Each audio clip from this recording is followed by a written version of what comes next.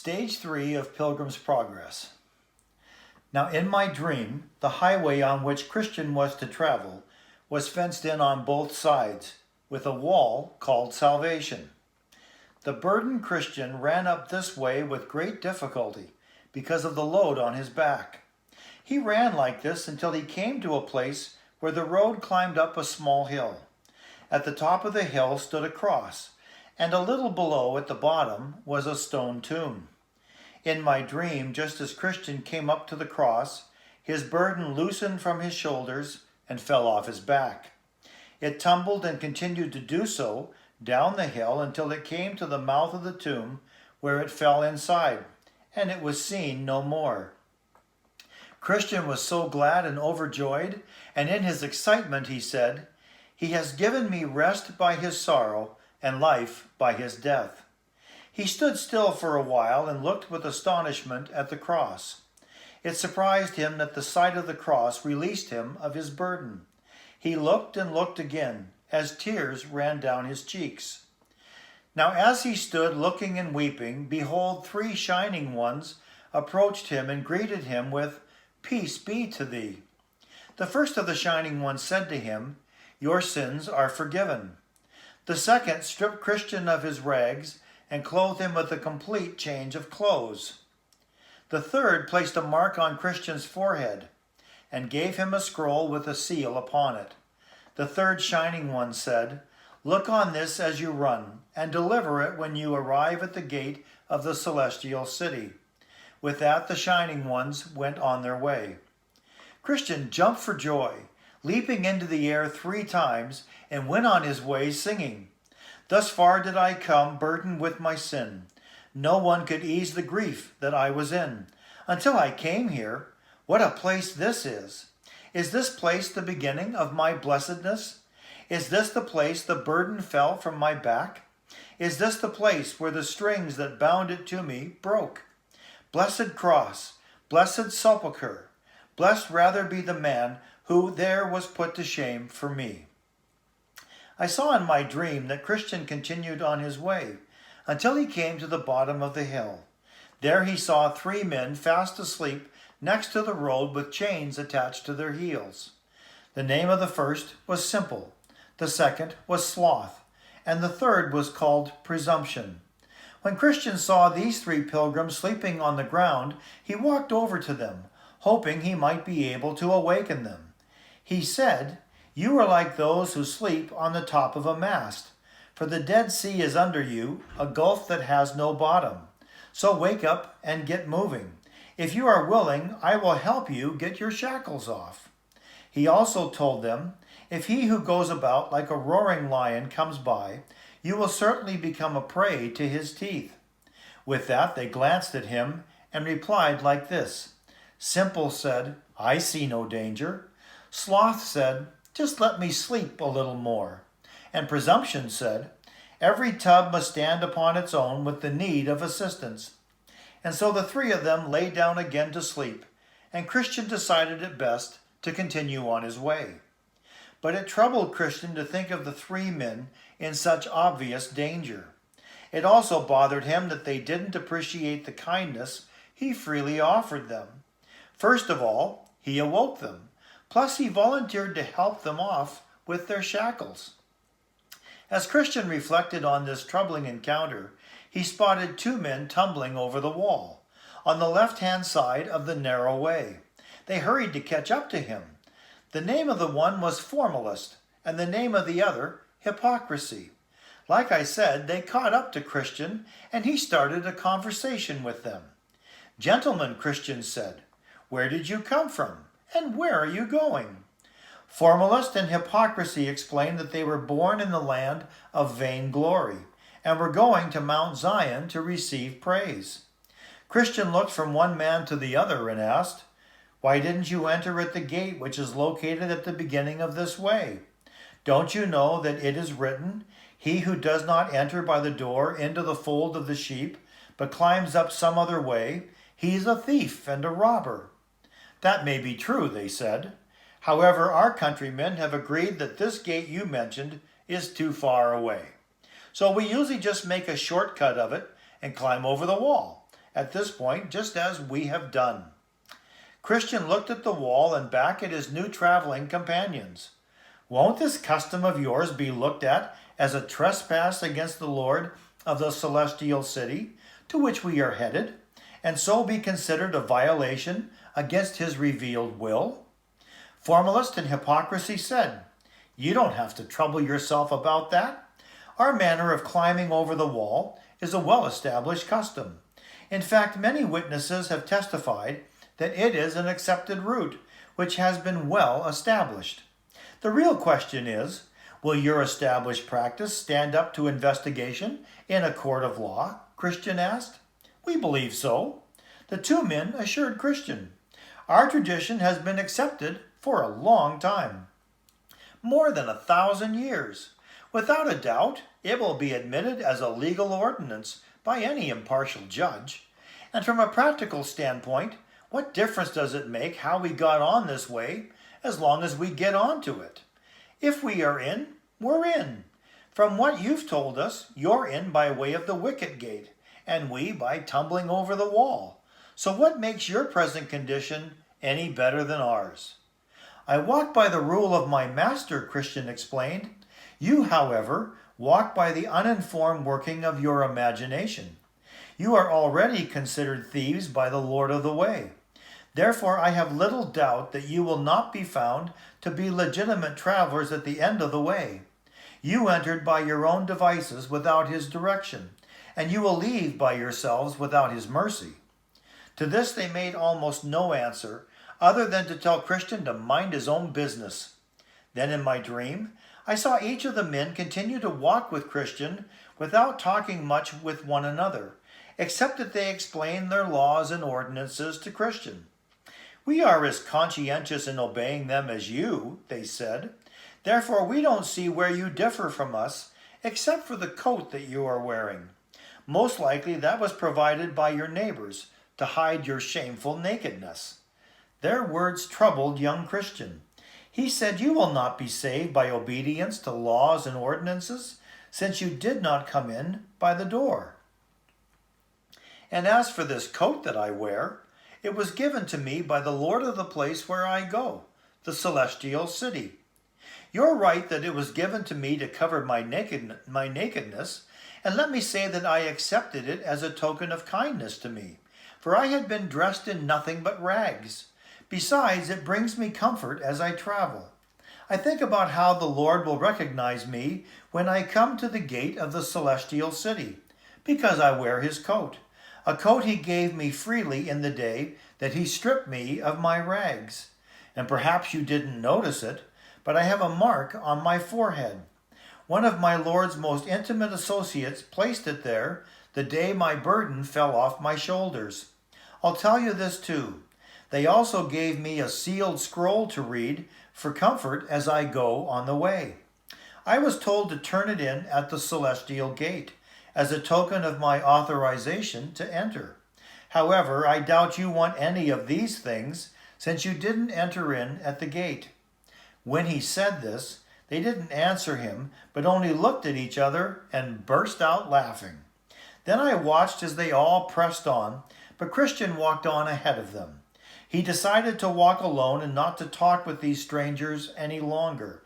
Instead, he talked to himself, sometimes with great sighs and sometimes voicing contentment.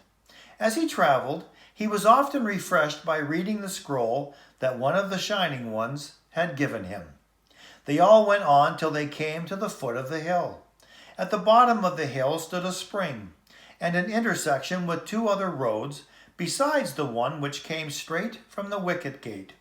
One road turned to the left, and the other to the right at the bottom of the hill. But the narrow way continued straight up the hill, called Difficulty. Christian walked over to the spring and drank to refresh himself, and then started running up the hill. He said, Though the hill is high, I still desire to walk up it. I don't care how difficult it is, because I understand that it leads to the way of life. Cheer up, heart, and don't grow faint or fear. Because even if it is difficult, it is better to go this way, because it is the right way. For while the wrong way is easier, it ends in anguish. Formalist and hypocrisy also arrived at the foot of the hill. They paused to consider the hill and how steep and high it was, as well as the fact that there were two alternative ways to go. They assumed that these two easier ways would meet up with the narrow way on the other side of the hill, and decided to each choose one of the alternative roads. The name of one of those roads was danger, and the name of the other, destruction. So one turned to take the way called danger, which led him into vast woods, and the other took the way to destruction, which led him into a wide field full of dark mountains where he stumbled and fell, never to rise again. I looked toward Christian to see how far he had made it up the hill, but the steepness of the hill had caused him to slow his pace, from running to walking, and from walking to clambering on his hands and knees. Now about halfway to the top of the hill, Christian came to a pleasant, shady resting place made by the Lord of the hill for the refreshment of weary travelers. So as Christian reached this resting place, he sat down to rest a while. While he sat, he pulled his scroll from his chest pocket to read it for comfort and reassurance.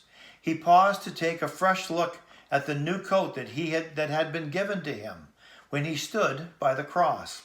After reading and being encouraged, he grew drowsy and fell fast asleep, and was delayed there until it was almost sunset. While he slept, his scroll fell out of his hand, and someone came up to him and shook him to wake him. The person said, "Go to the ant, you sluggish person. Consider her ways and be wise." At this, Christian arose with a jolt and started on his way, racing ahead until he came to the top of the hill. Now when he reached the top of the hill, two men came running toward him in full flight from the opposite direction. The name of the one was Timorous, and the other Mistrust. Christian greeted them with a question. "Sirs, what's the matter? You are running the wrong way." Timorous answered, "We were going to the city of Zion and made it up this hill Difficulty, but the further we go, the more danger we encounter. So we decided to turn around and are returning home again." Mistrust nodded his agreement. "Yes, this is true. Just ahead of you, lying directly in the way, are a couple of lions. We weren't sure if they were awake or asleep, but we couldn't bear to think of what would happen if we came within their reach. They'd pull us in pieces." Christian looked wide-eyed at the two men. "You make me afraid," he admitted. "But on the other hand, where else would I flee for safety? If I go back to my home in the city of destruction, it is destined for judgment and awaiting fire and brimstone. I would certainly perish there. However, if I can get to the celestial city, I am sure to be safe there. I must press onward. To go back is nothing but death, but to go forward, though I may fear death, life everlasting is beyond it. I will still go forward." Mistrust and Timorous just shook their heads and ran down the hill, while Christian continued forward on his way. As he went, Christian pondered what he had heard from these men, and he felt for the scroll in his pocket so he might read it to be assured and comforted. To his surprise, his fingers searched his empty pocket. The scroll wasn't there. Panic filled him, and he became very distressed. He didn't know what to do, for he had turned to the scroll for relief from his fears. Plus, it was his authority for entering into the celestial city. At this point, he became so perplexed, he didn't know what to do. Then he remembered falling asleep at the shady resting place halfway up the hill Difficulty, and figured out what had happened. He fell to his knees and asked God for forgiveness for his foolish neglect.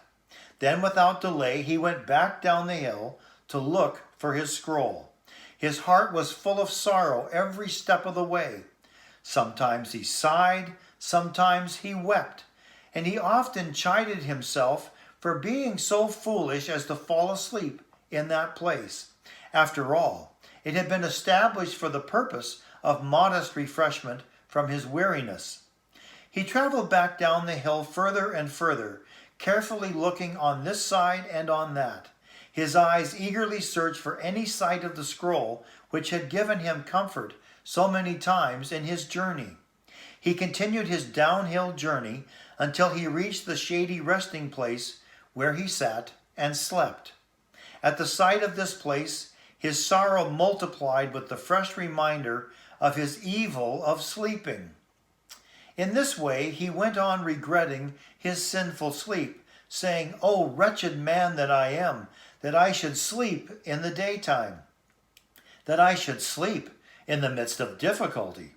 A small sob escaped his lips with his breath, that I should so indulge myself as to allow rest for the ease of my flesh, to sleep in the place which the Lord of the hill built only for the relief of the spirits of pilgrims. I have taken these needless steps, even in the same manner as Israel was required to do. It was for their sin that they were sent back again to wander in the wilderness by way of the Red Sea. In the same way, I am forced to walk this way again with sorrow, a way which should have only been walked with delight had it not been for this sinful sleep.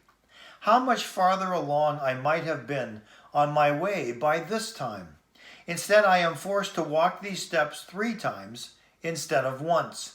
And now the night is about to overtake me, since the day is almost spent. Oh, if only I had not slept. By this time he had finally arrived at the shading resting place again, where for a while he sat down and wept. He remained downcast until at last his eyes fell upon the scroll. His fingers trembled with excitement as he snatched it up and thrust it into his pocket next to his heart. I can't begin to say how joyful Christian was when he recovered his scroll, for this scroll was the assurance of his life and acceptance at the desired sanctuary of the celestial city. So with the scroll safely tucked away in his pocket, he thanked God for directing his eye to the place where it lay, and with joy and tears he focused on moving forward in his journey. Oh, how nimbly he climbed the rest of the hill! Yet before he reached the top, the sun had set upon Christian. It made him all the more aware of the foolishness of his sleeping, and how it had delayed him. He again began to grieve. How sinful you are, O sleep! Because of you, my journey, which should have been in the light, has been overtaken by the night. I must walk without the sun. Darkness covers the path of my feet, and now I must listen to noises of miserable creatures, all because of my sinful sleep. Now the story Mistrust and Timorous had told him came to mind, along with how they were frightened by the sight of the lions. Then Christian said to himself, "These beasts prowl in the night for their prey. If they should meet up with me in the darkness, how can I possibly avoid them? How can I escape being torn in pieces by them?" He nervously went on his way, growing more jittery as he went. While he complained about his unhappy circumstances, he lifted up his eyes and spotted a regal palace directly ahead of him. The name of it was the Palace Beautiful, and it stood to one side of the highway. In my dream, Christian hurried along the way toward the palace, in hopes that he might get lodging there. However, before he had gone far, he entered into a very narrow passage, which was about 220 yards long, off the porter's lodge. He carefully proceeded through the restricted path, keeping his eyes alert as he went, and there he spotted 2 lions standing in the way.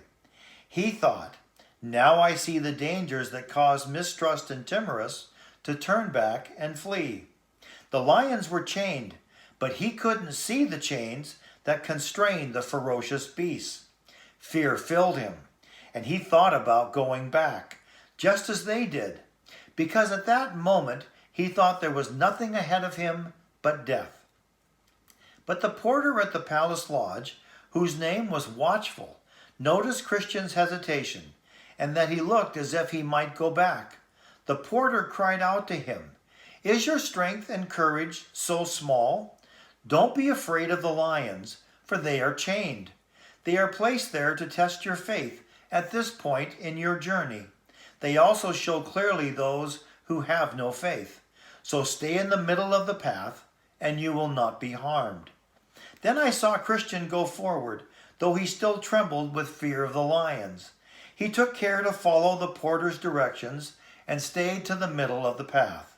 The lions roared and snarled, but they did him no harm. He clapped his hands with joy and went on till he stood before the palace gate, where the porter awaited him. Then said Christian to Watchful, "Sir, what is the purpose of this house? And may I stay here for the night?" The porter answered, "This house was built by the Lord of the Hill, and he built it for the relief and security of pilgrims." The porter looked directly at Christian and asked, "Where are you from? And where are you going?" "I have come from the city of destruction," Christian said, "and am going to Mount Zion. But now that the sun is set, I would like, if I may, to stay here tonight." "What is your name?" "Now my name is Christian, but originally my name was Graceless. I was born of the race of Japheth, whom God will persuade to dwell in the tents of Shem, and let Canaan be his servant." The porter's eyes narrowed. "But how is it that you have arrived so late? The sun has already set." Christian looked away for a moment, too ashamed to meet the porter's eyes.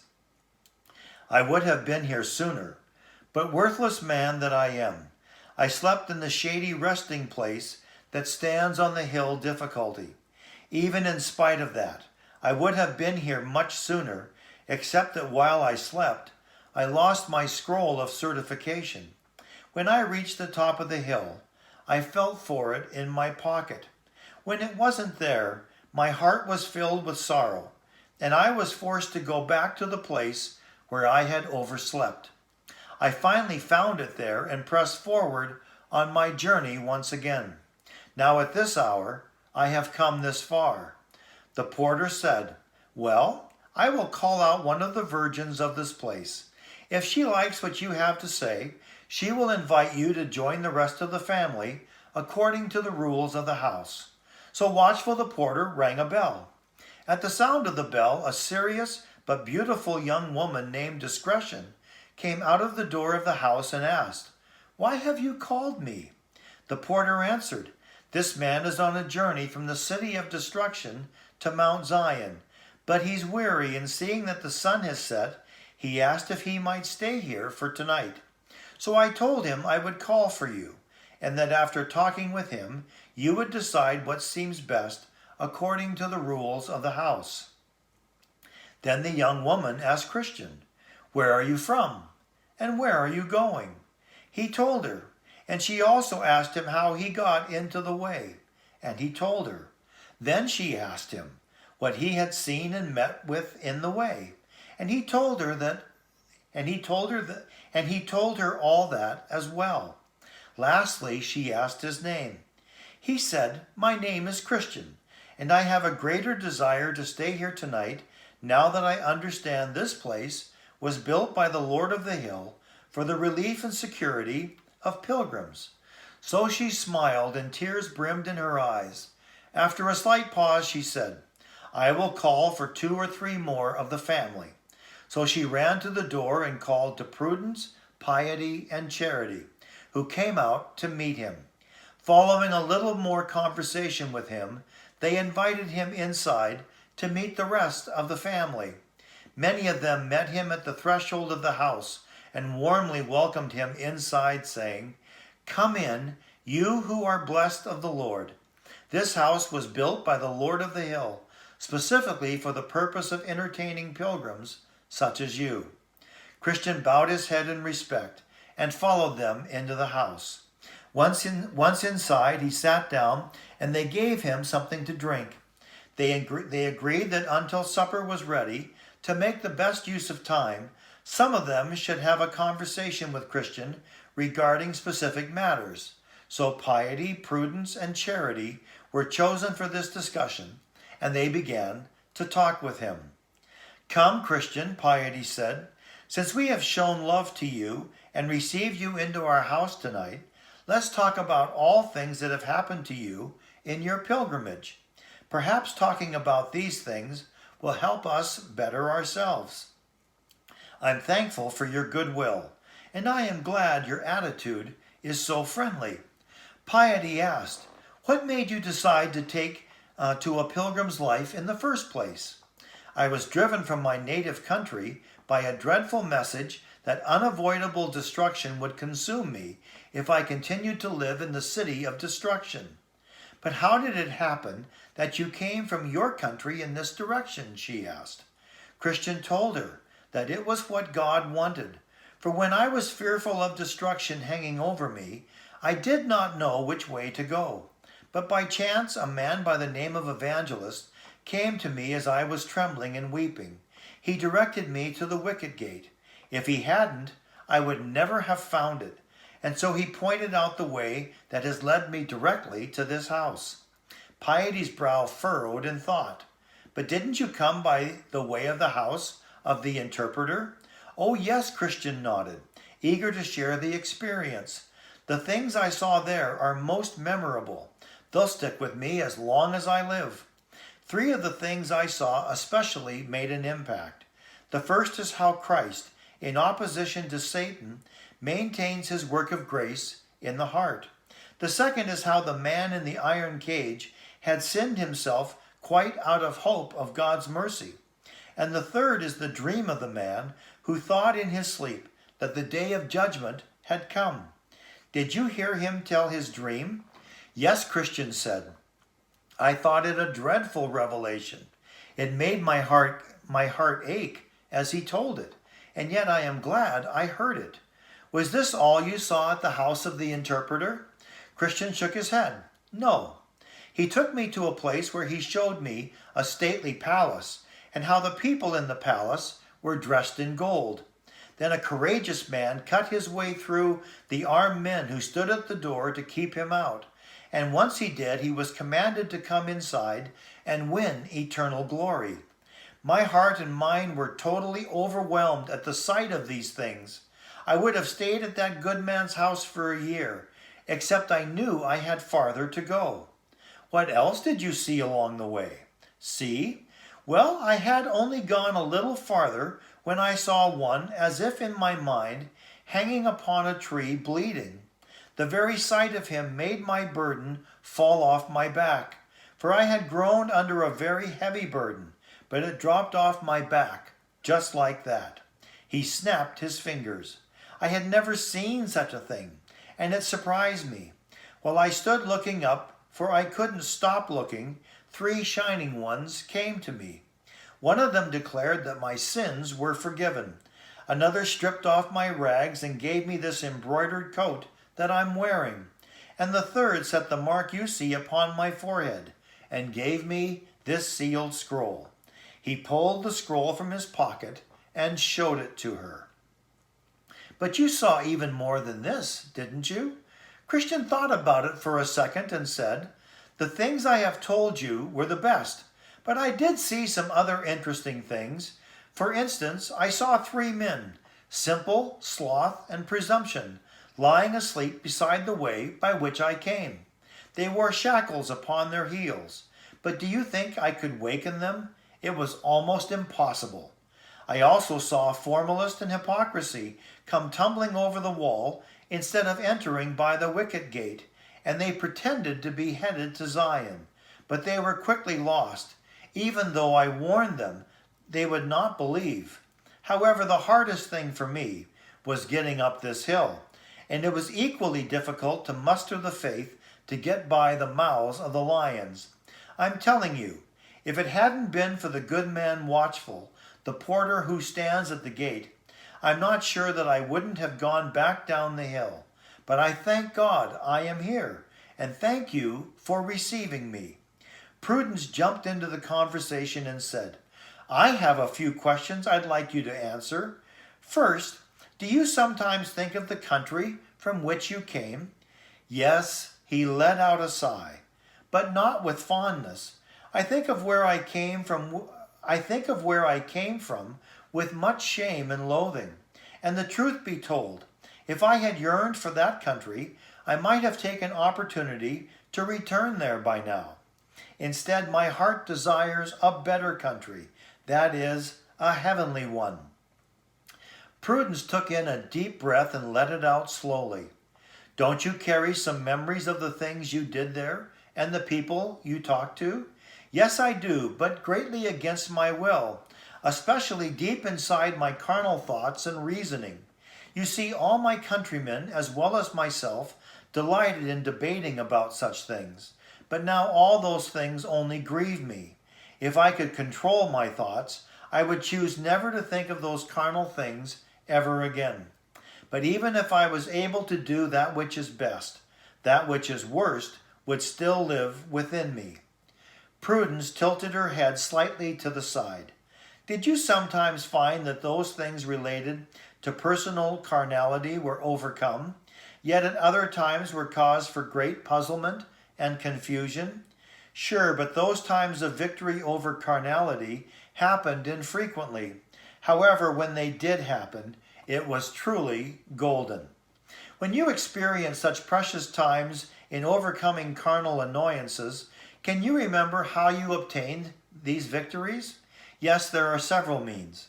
For instance, when I think and meditate on what I saw at the cross, that will do it. And when I look at my embroidered coat, that will do it. Plus, when I read and study the scroll I carry in my pocket next to my heart, that will do it. When my thoughts are warmly stimulated about where I am going, that will do it too. Prudence pressed him further.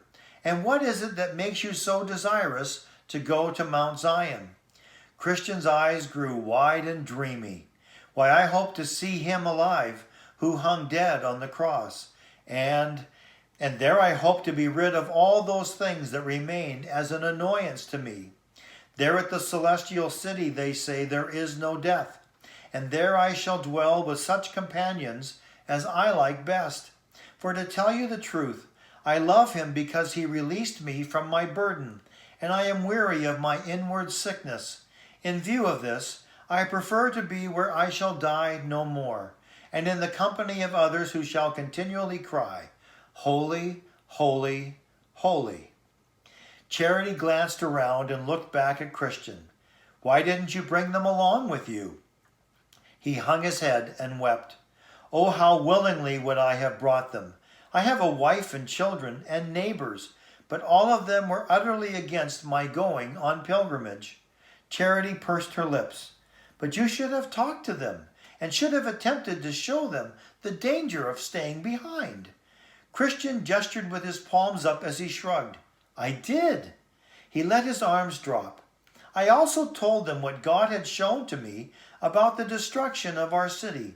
But they looked at me like one telling a joke, and they didn't believe me. And did you pray to God that he would bless them with understanding of your warning to them?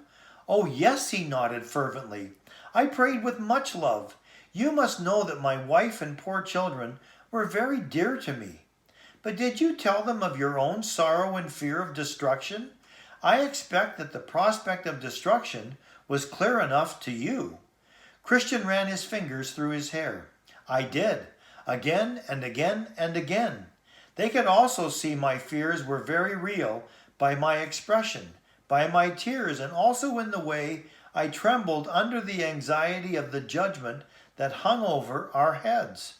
But even all this wasn't enough to get them to come with me. But why on earth wouldn't they come? What did they have to say for themselves? Why would they not come? Christian wiped his hand across his face and looked at the ground. Well, for one thing, my wife was afraid of losing what she has in this world. And my children? He looked up at Charity. Well, they were absorbed with the foolish pleasures of youth. So because of these types of things and other distractions, they left me to wander in this distressed frame of mind alone. The young woman's face grew more serious. So with all your efforts to persuade your loved ones to depart from the city of destruction and come with you, did your futile, empty manner of life discourage them from acting on your advice? Christian's lips drew into a grimace. I admit I cannot commend my life. I am well aware of my many failings. I also know that a man, by the way he lives his life, can quickly invalidate whatever arguments or advice he presents to others for their own good. Yet this I can say. I was very careful to avoid behavior on my part that would be considered disgraceful. I hope to avoid giving them any excuse that would turn them against the idea of going on this pilgrimage. In fact, for this very behavior, they criticized me, saying I was too strict and that I denied myself things for their sakes in which they saw no evil. I can honestly say that if what they saw in me hindered them, it was my own great kind-heartedness in being careful not to sin against God or of doing any wrong to my neighbor. Charity's head bobbed slightly in understanding. Even as you say, Cain hated his brother because his deeds were evil, and his brothers were righteous. And if your wife and children have been offended at you for this reason, they show themselves to be unyielding toward what is good. You have delivered your soul from accountability for their blood. Now I saw in my dream that they sat talking together like this until supper was ready. When it was time to eat, they sat down to a table filled with good substantial foods and robust wine. All their conversation around the table was about the Lord of the hill and included what he had done and the purpose behind it. For instance, they talked about why he had built that house.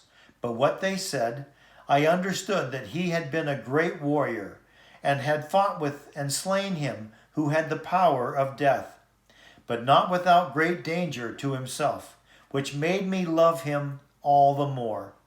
Christian continued the conversation as he ate, for as they said, and as I believe, he lost a lot of blood doing this, but he did it all in the glory of grace and with a motive of pure love for his country. Besides this, some of the others around the table said they had spoken with him following his death on the cross. Plus they testified that they had heard from his own lips that he is such a lover of poor pilgrims that no one else is like him in the whole world. To make their point, they gave an example of how he had stripped himself of his glory so he might do this for the poor. Those who had heard from him confirmed that he would not live in the mountain of Zion alone. They also talked of how he had made many pilgrims into princes, even though by nature they were born beggars and their nature originated from the dunghill. In this way they spoke together till late at night, and after they had committed themselves to their Lord for protection, they each went to bed. They put Christian up in a large upper bedchamber with a window that opened towards the sunrise. The name of the room was Peace, where he slept until dawn. When he awoke that morning, he sang joyfully, "Where am I now? Is this the love and care of Jesus for the men that pilgrims are, thus to provide that I should be forgiven and dwell already the next door to heaven?" So in the morning they all got up, and after more conversation, they told Christian he should not leave until they had shown him the distinctive features of that place. First they brought him into the study, where they showed him records of the greatest antiquity. There in my dream they showed Christian the bloodline of the Lord of the Hill. It showed that he was the son of the Ancient of Days and came from an eternal generation.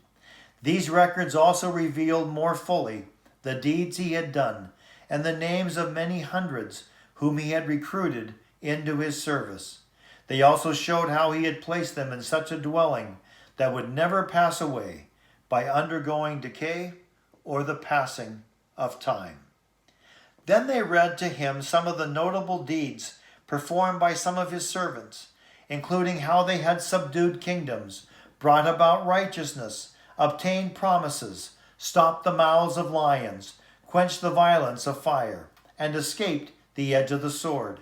Yet out of weakness they were made strong, and became valiant in the fight, and turned foreign armies to flight. Then they read another part of the records of the house, which revealed how willing their Lord was to receive any person, no matter what kind of person they were, into his favor. This even included people who had in the past offered excessive insults to his character and accomplishments. Along with these, several other historical documents provided accounts of many other famous events, which Christian also viewed. These records included things both ancient and modern, along with prophecies and predictions concerning specific matters that are certain to be fulfilled, both to the dread and amazement of enemies and the comfort and relief of pilgrims. The next day they brought Christian into the armory, where they showed him a variety of military weapons which their Lord had provided for pilgrims. There was a sword, a shield, a helmet, breastplate, all prayer, and shoes that would not wear out. The great supply was enough to outfit as many men for the service of their Lord as there are multitudes of stars in the heavens. They also showed him some of the military equipment which some of his servants had used to accomplish wonderful things. They showed him Moses' rod, the hammer and nail with which Jael slew Sisera, the pitchers, trumpets, and lamps too, with which Gideon put the Midian armies to flight. Then they showed him the ox goad, which Shamgar used to slay 600 men, and the jawbone with which Samson did such mighty feats. They also brought out the sling and stone with which David slew Goliath of Gath, and the sword their Lord would eventually use to kill the man of sin on that day of final victory over the predator. Besides these items, they showed him many excellent things that delighted Christian very much. They finished, and at the end of the day, they went to bed again. Then I saw in my dream on the following day that Christian got up expecting to head out on his journey, but those in the palace invited him to stay for one more day. They said, "If the day is clear, we will show you the delectable mountains, for they will further add to your comfort, because they are so much nearer to the celestial city than where you are now." So he agreed to stay, and the next morning they brought him to the top of the house and said, "Look south." When he did, he saw a range of very pleasant mountains a great distance away. They were covered with beautiful woods, vineyards, fruits of all sorts, as well as flowers, springs, and fountains. Excuse me. Springs and fountains flowed freely, and the place was very appealing to look at. Christian asked, "What is the name of the country?" "Emmanuel's Land," they said. For true pilgrims, it offers the same character as this hill, on which the palace is located. When you go there from that vantage point, you may see the gate of the celestial city, which the shepherds who live there will make appear. Now he gave thought to leaving the next day and of making preparations, but his companions said, "First, let us go back into the armory." So they did. And when Christian walked into the room, they equipped him from head to foot with fully tested weapons, just in case he should be assaulted on the way. Once he was well outfitted, he walked out with his friends to the gate. There he asked the porter, "Have you seen any pilgrim pass by?" The porter answered, "Yes, I have." "Tell me, do you know his name?" Christian asked. "I did ask his name, and he told me it was Faithful." "Oh, I know him," Christian said. "He's my townsman, my dear neighbor. He comes from the place where I was born, the city of destruction. How far do you think he is ahead of me?" The porter thought for a moment and said, "By this time, he is probably passed beyond the foot of the hill." "Well, good porter, the Lord be with you and increase your blessings for all the kindness you have shown me." Thanks so much for watching. Stage 4, next time.